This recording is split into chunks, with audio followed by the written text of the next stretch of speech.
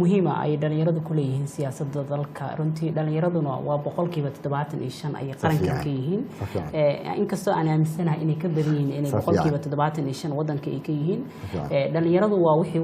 waa dadkii xoreeyay wadankan dhalinyaro 13 dhalinyaro oo Soomaaliyeed ayaa isaga timid 8 gobol ee wadanka Soomaaliya inta xornimada la qaaday dhalinyaradu marka qayb muhiim ah oo qayb libaax leh ay ka qaadan karaan siyaasadda dalka laakiin dhalinyarada Soomaaliya caqabado waaweyn oo aysan siyaasadda ugu gudbi karin baa jira number 1 dhalinyarada dhaqaale ma haystaan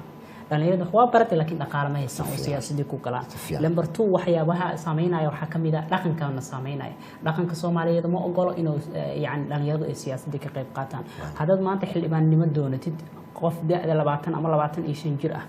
waxa weeye deegaanka doorashada dib ugu laabtay runtii caqabad waxaad kala kulmaysaa odayaasha oo waxa lagu leeyahay maamaayo waxa lagu soo dalishaa 20 jir intuu talaga boodo geedka booda yani inaanan wax nasiib aysan ku lahayn dhalinyaradii yani wadanka ay taas cadeynaysaa marka dhaqanka iyo qarash la'aanta dhalinyarada Soomaaliyeed iyo dadka qaarkood aan ahami siyaasadda ka lahayn tusaalahan adduunyada horumartay hadii qofka isku dayo